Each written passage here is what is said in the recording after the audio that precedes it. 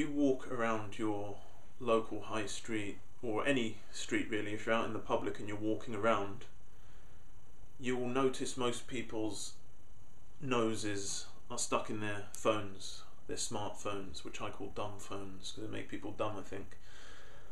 You will see that they tend to not look where they are going. They are attached to it like it's part of their body almost.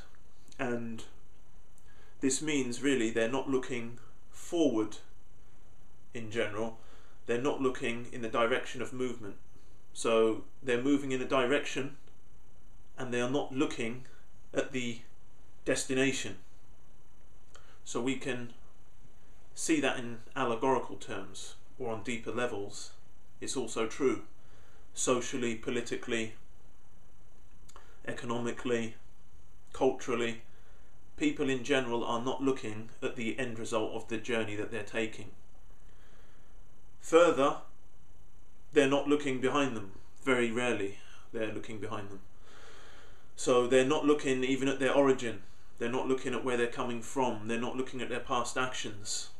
They're not looking at the road they have travelled so far. People are also not paying a great deal of attention to what is beneath them either. They're not looking at their foundations. They're not looking at what their activities are based upon. You see very few people take a panoramic view as well. You don't see many people today just standing and then looking to their right, looking to the left, or looking all around them to see what they're surrounded by, which is indicative of the stance of someone, of the position of someone who's unaware of their surroundings. They're unaware of what they are surrounded by and what they are living in and amongst. And how many people do we see look up? Not many. If you were to walk along the street or wherever you are where there are people and see who is looking up at the sky, who's looking up at the sun, who's looking up at the moon, the stars, the clouds, or anything that is even above them, very few people do this. And if you did see someone doing that, you'd think, well, what are they doing? What are they looking at? Or you might not even ask that question. You might just think, well, that's strange behaviour. Maybe that person has a mental illness because he's looking up. So people are not looking at what is above them.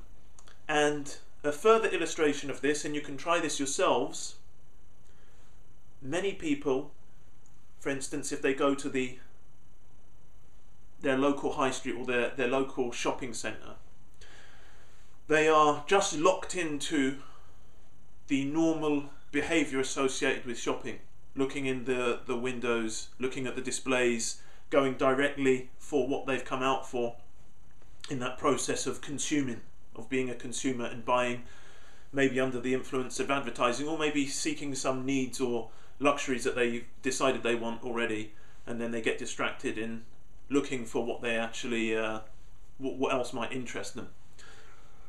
But you will hardly ever see anyone look above the level of the shop windows. They will not look at the structures, the architecture, the buildings much above their eye level, or the first floor of wherever they're visiting. And when you do, and like I said, try this yourselves, look at your local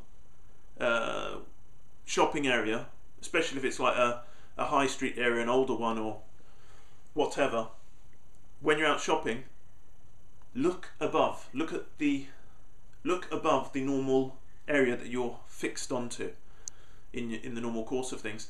And perhaps you will see many things that you've never seen before, even though maybe you've been shopping in this area for 5 years, 10 years, 20 years or more. You will see things that you've never seen before. You'll see buildings that you've just never seen. You'll see features, you'll see architectural features, you'll see maybe symbols, inscriptions that you've never seen before. Now this is significant, because when people have become so inobservant, when they've become so unknowledgeable or ignorant of their surroundings, of their own movements, where they're going, what is above them, what is below them, what they're surrounded by, how can you make a proper judgment on your reality if you're unaware of everything that you're encapsulated by? But we can see that on many levels. And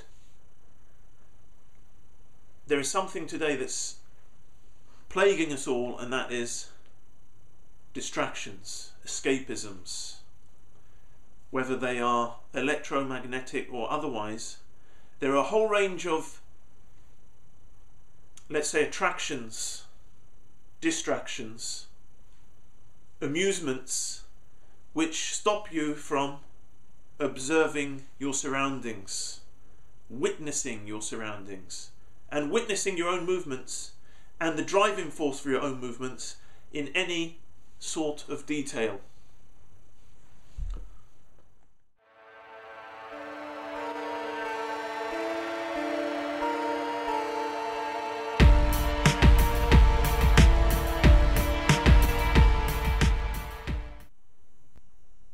So you said people are looking behind, in front, above and beneath. So where are they looking then? What are they actually looking at? Well, this is the point. They're either looking at something very specific. They're looking at something very specific, a minor detail or a small part of a jigsaw puzzle, or an artificial construct or an artificial piece of a jigsaw puzzle, and they're focusing on that. So many people are given something small to look at and they stay looking at that thing. It occupies them. So here's a distraction for you. Look at that, and that means you are not looking at something else that I don't want you to look at. I'm giving you something to occupy all of your time here. Keep it right in front of your face, so you're not looking at where you're going, where you're coming from, or what is around you, what is above you, what is below you. Just look at that thing. So this is one answer. People are looking at the small thing that has been given to them, which occupies them, which entertains them, which amuses them, which wastes their time, much of the time, maybe not always. Or you will notice people are they're in this position, right? So their head is bowed. It's almost like let's say a humbling or a humiliating stance, almost like the position of the servant or the slave. So I'm just down like this. It's like when someone says to you, keep your head down. Keep your head down. You know, don't look up. Don't raise your eyes to my level. You're not on my level. Keep your head down. So people are in that position. You know, just do this experiment. Walk out onto the streets and look at the position of the people. And some people are in that position. And some people, you know, artificially try to elevate themselves and raise their head, and you know, they're walking down the street. Maybe youngsters do this, especially young men, and they delude themselves into thinking, you know, I don't listen to anyone. And then they'll be adopting a mentality where they'll be thinking they're in a state of rebellion against something, but not in reality, because even this behavior is imitated or implanted. So that, okay, the result, you're putting your head up, but for what aim? To do what? What are you actually looking at? Or do you even know where you're going? No, because then any question to such a person in that position and adopting that behavior or that emotional state, it will be, I don't know, I haven't really thought about it, or some artificial reactionary reply or something like that. But this is leading nowhere, this minor state of irrelevant street rebelliousness, which is rebellion against what, caused by what, motivated by what, on the foundation of what, replacing what, nothing. So people are in these positions. But what is for sure, if you don't look where you are going, if you don't look at what you're doing, then surely you're in some level of blindness about your reality. So people have their eyes open physically, but they're actually more or less closed. They may as well be closed. And maybe the person with closed eyes might be in a better position than most of the people with their eyes open, because they might pay attention to the sounds. They may pay attention to the words. But even maybe not for them as well, because maybe their ears are in a similar state of misdirection. Because there's the focus of the eyes and there's the focus of the ears.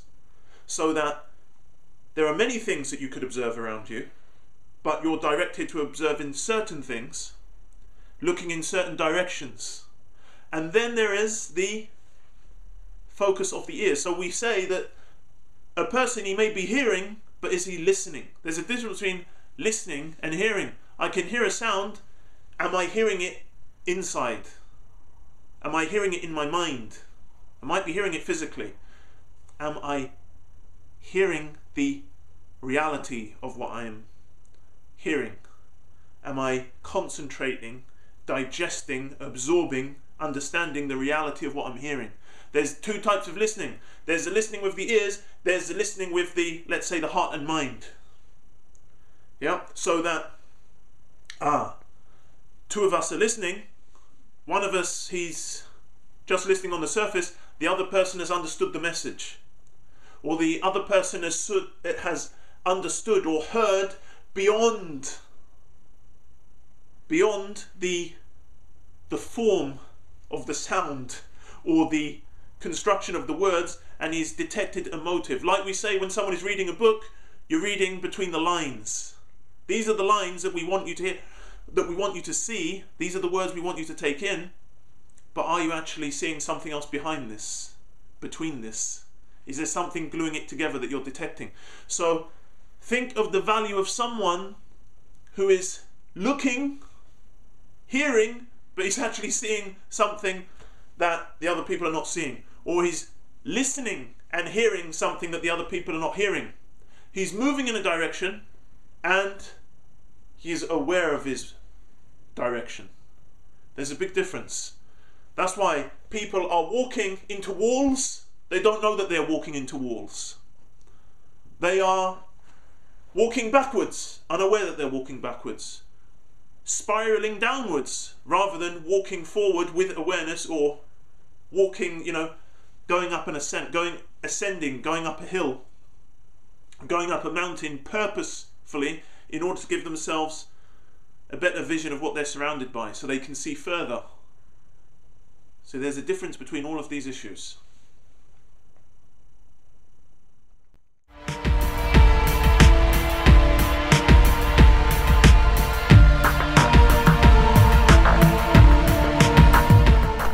What's the significance of looking in a direction? Well, the significance of looking in a direction is that there are two things. One, there's your focus point, so the central part of your vision that you are concentrating upon, and then there's your peripheral vision, how the field of view. Yeah.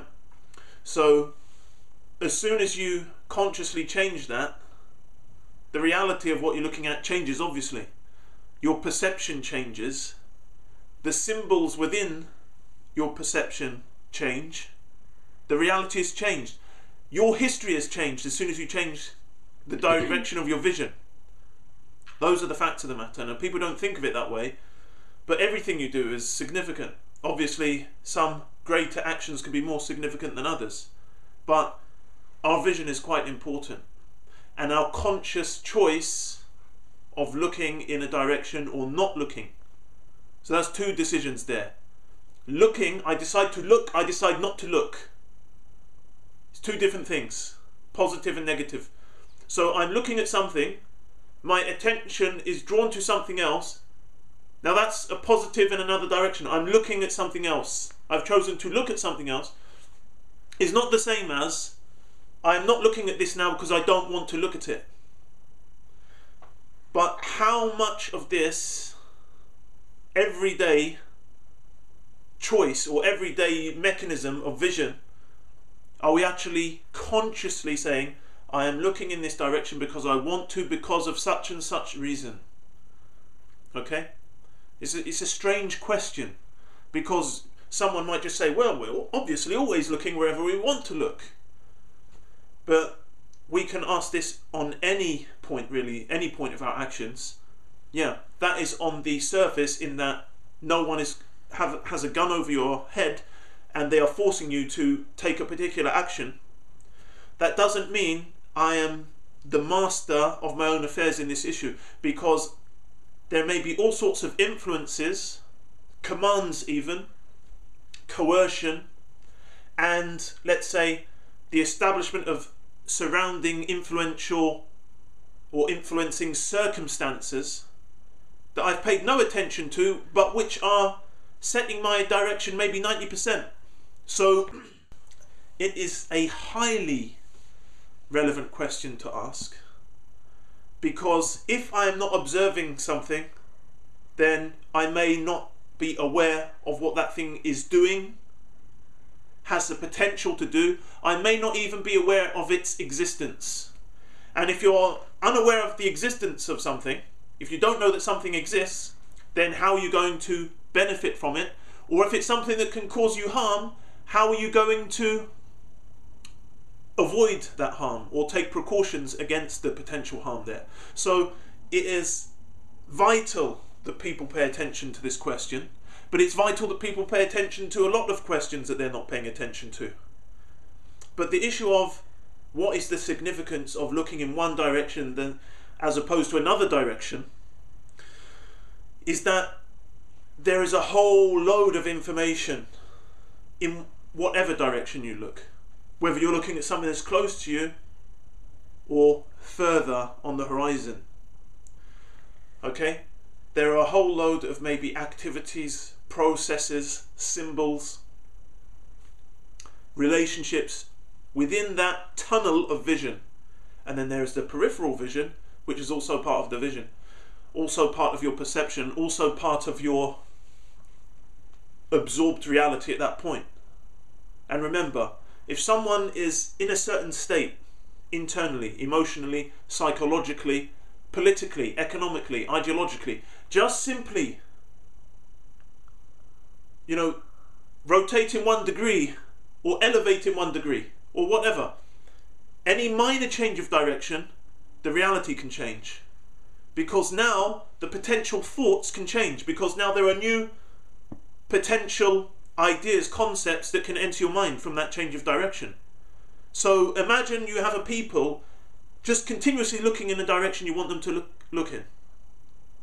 You're closing them off to realities that are behind them, that are above them, around them. Because those realities that you see, or those signs that you see, they can be actually doorways. So I look at the surface by conscious, focused vision. But maybe that is not the end point, because I recognize, for instance, that what I'm now looking at is either a bridge or a doorway. And so I think, okay, what is beyond the door? Someone may look at a surface. Imagine they don't know that it's a door. If they don't know that it's a doorway, they will not even attempt to open it maybe. They think they're looking at a wall. Alright, I can't go any further than this, so I walk on and I miss an opportunity. That's possible. But what if someone is aware that they're looking at the door and they see, actually, this door has a mechanism to open it, or there is a key to open this door, or they are informed wrongly there is a lock on this door when there isn't a lock on this door. So there are a whole range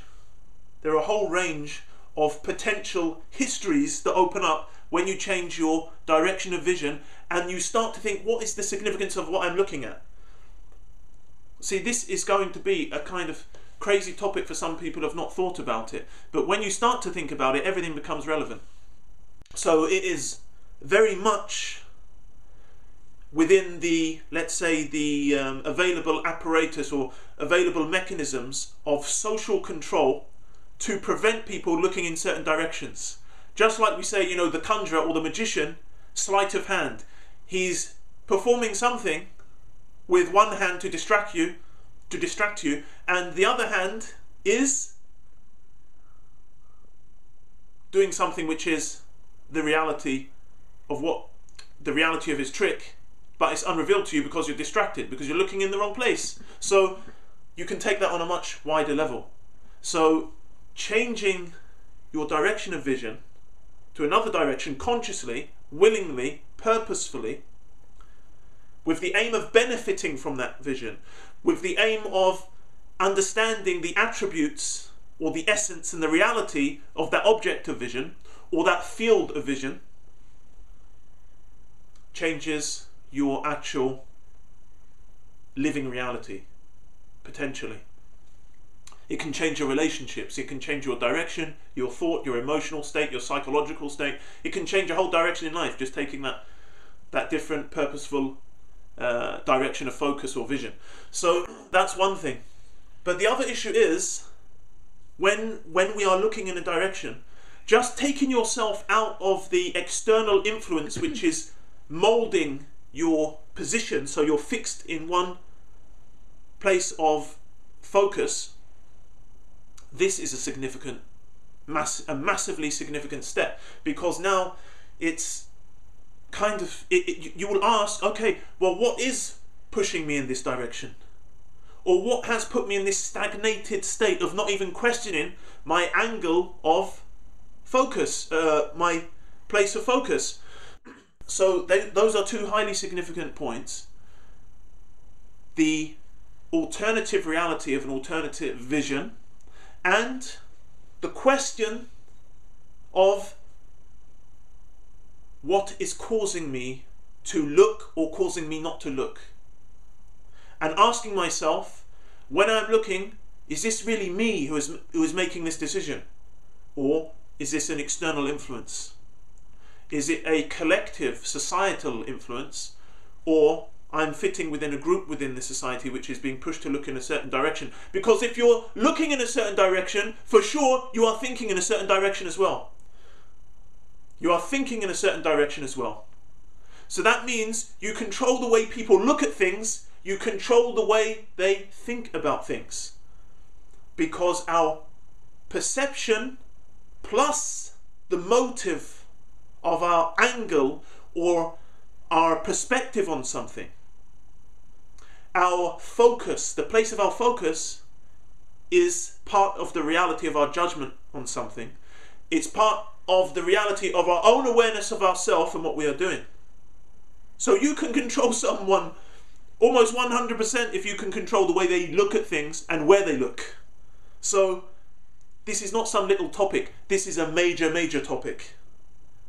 And if people start to think just through this doorway of vision and the angle of which you look, your direction of focus, this can change the way someone thinks comprehensively, and then this basically can lift many veils. It can lift many veils, it can lift many blindfolds, and the whole process in society can start to change. Relationships start to change, questions start being asked which were not asked before, not only to ourselves and to those around us, but to other things that maybe we haven't even thought about, but which do exist. If you cannot see something, if I can't see a train coming for me that's going to run me down, going to strike me, how do I protect myself from it if I don't even know it's coming? So you see things that are coming, they haven't reached you yet. You start to see what is coming over the horizon. So this is something. It will change your life once you start to apply it in your everyday reality. Once let's say the chains of enslaved vision are removed to independent, critical vision, chosen vision, purposeful vision, then you become like a free looker, or a free visionary, a free thinker in reality. This word free thinking is used a lot today, and it's being used in a particularly manipulative way. They are socially engineering this against certain directions. So I don't like this phrase, because it usually applies to a specific group of people who choose this for themselves. They are certainly not free thinking. They are actually 100% mind controlled on this point. They are totally socially engineered. They don't realise it, and pride motivates them, but they are 100% controlled. However, you know, real free thinking is when you don't have those types of influences upon you. Obviously, we have a spark. If someone is telling us about something and we wake up, this is a different case, or this is the reality of you have to have a doorway into something. But you can be free in that you start observing your reality more closely from a wider perspective and not just the details. But we're in a state where people, they do not look at the details, they do not look at the mechanisms, the methods, and they do not look at the wider surrounding realities which are driving those individual components